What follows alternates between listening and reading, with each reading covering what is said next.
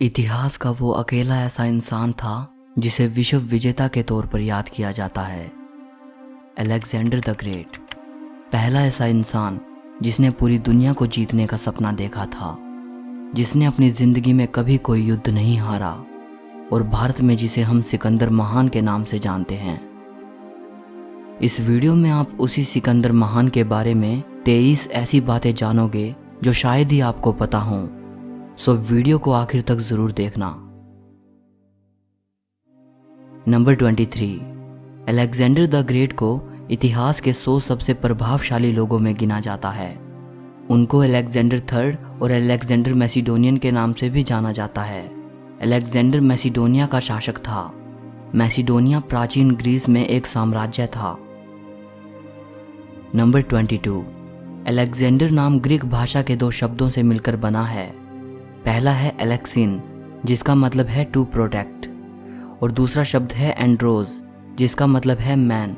सो Alexander का मतलब हुआ प्रोटेक्टर ऑफ मैनकाइंड, यानी मानवता का रखवाला।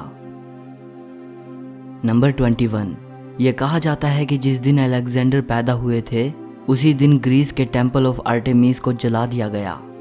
ये किसने और क्यों किया था, इस बारे में इतिहास में ज़्यादा जानकारी नहीं मिलती। टेम्पल ऑफ आर्टेमिस दुनिया के 7 अजूबों में शामिल था। नंबर 20, अलेक्जेंडर द ग्रेट दुनिया के सबसे महान फिलोसोफर्स में से एक एरिस्टोटल के स्टूडेंट थे।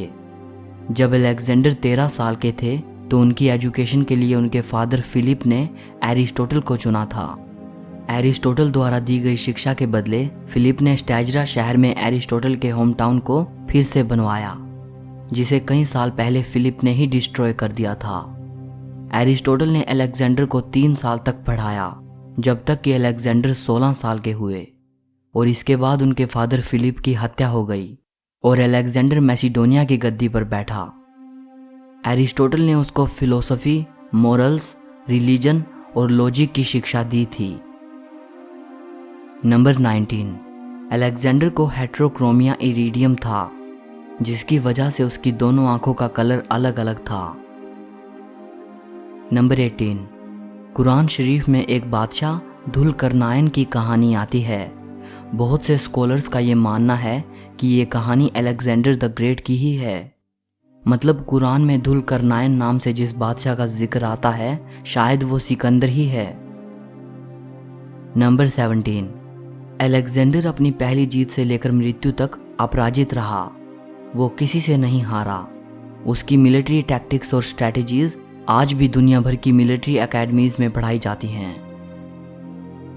नंबर 16, सिकंदर अपनी मृत्यु तक उन सभी भूमि में से लगभग आधी भूमि को जीत चुका था जिसकी जानकारी प्राचीन ग्रीस के लोगों को थी। इसके बावजूद भी वो पृथ्वी के सिर्फ 5% हिस्से को ही जीत पाया था। नंबर 15, अलेक्जेंडर की सेक्सुअलिटी को लेकर कुछ कंट्रोवर्सी है। कुछ हिस्टोरियंस ने उन्हें बाइसेक्सुअल बताया था। रोमन एरा के ग्रीक राइटर एथेनियस ने इस बारे में लिखा था। नंबर 14, अलेक्जेंडर की 3 पत्नियां थी, रोक्सेना, बार्सिन और पेरिसेटिस। नंबर 13, अलेक्जेंडर अपनी फ्यूचर वाइफ रोक्सेना से जब पहली बार मिला था तो वो लव एट फर्स्ट साइट था। नंबर 12, ये कहा जाता है कि अलेक्जेंडर के 2 बेटे थे, हिरैक्लिस और अलेक्जेंडर फोर्थ। कहा जाता है कि अलेक्जेंडर की मृत्यु के बाद दोनों की हत्या कर दी गई थी। नंबर 11, पर्शिया पर फतेह हासिल करने के बाद सिकंदर ने सोचा कि अगर वो पर्शियन लोगों की तरह ही दिखेगा तो उसे वहां बादशाहत कायम करने में आसानी रहेगी और वो वहां के लोगों से ज़्यादा फेमिलियर हो पाएगा। उसने वहां के राजाओं के पहनावे को अपना लिया। उसने पर्शिया के लोगों को भी अपनी आर्मी में शामिल करना शुरू कर दिया और वहां रहते हुए उसने कई पर्शियन ट्रेडिशंस को अपना लिया। नंबर 10, सिकंदर को सबसे कांटे की टक्कर भारत के राजा पुरु ने दी थी। ग्रीक हिस्टोरियंस ने राजा पुरु को पोरस नाम दिया है। सिकंदर के विजय रथ को रोकने में पोरस ने सबसे अहम भूमिका निभाई थी। उसने सिकंदर की सेना के मन में खौफ पैदा कर दिया था और उसे भारत से लौटने पर मजबूर कर दिया था। नंबर 9, सिकंदर के पास ब्यूसेफेलस नाम का घोड़ा था जिससे वो बेहद प्रेम करता था। जब सिकंदर पंजाब आया तो वहाँ उसके घोड़े की डेथ हो गई। सिकंदर ने पंजाब में झेलम नदी के किनारे 2 शहर बसाए थे। उनमें से एक शहर का नाम उसने अपने घोड़े के नाम पर ब्यूसे फैला रखा था। नंबर 8, दुनिया के किसी भी हिस्से को जीतने के बाद अलेक्जेंडर वहां अपने नाम से एक नया शहर बसाकर अपनी विक्ट्री को सेलिब्रेट करता था। दुनिया भर में लगभग 70 शहरों को उसने अपने नाम पर अलेक्जेंड्रिया नाम दिया था। नंबर 7, प्लूटार्क, जो कि एक ग्रीक हिस्टोरियन थे। वो अपनी book lives of the noble Greeks and Romans में लिखते हैं कि अलेक्जेंडर के शरीर से बेहद सुखद महक निकलती थी।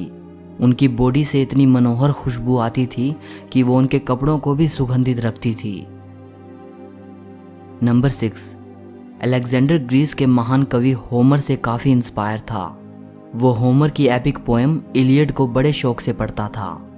ये बुक उसे उसके गुरु एरिस्टोटल ने दी थी। अलेक्जेंडर उसे हर रोज़ पढ़ता था, यहाँ तक कि अपने कैंपेन के दौरान भी वो इसे अपने साथ रखता था। नंबर 5, 323 बीसी में अलेक्जेंडर की मृत्यु बेबीलोन में हुई थी, उसी शहर में जिसे वो अपनी कैपिटल बनाना चाहता था। नंबर 4, अलेक्जेंडर की मृत्यु दुनिया की सबसे बड़ी मिस्ट्रीज में से एक है।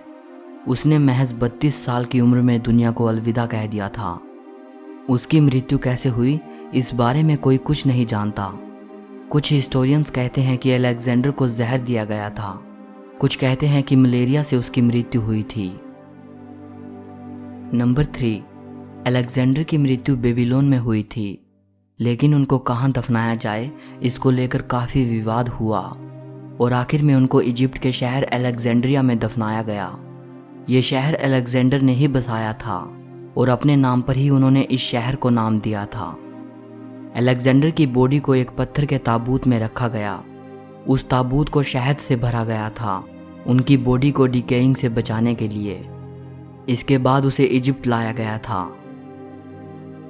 नंबर 2, इजिप्ट के अलेक्जेंड्रिया शहर में सिकंदर की कब्र थी। उनके मरने के 600 साल तक उनकी कब्र सारी दुनिया के लोगों के लिए तीर्थ स्थान रही। दुनिया के दूर दूर के कोनों से लोग उनके मकबरे को देखने आते थे। 4th सेंचुरी की शुरुआत में सिकंदर की कब्र कहीं गायब हो गई।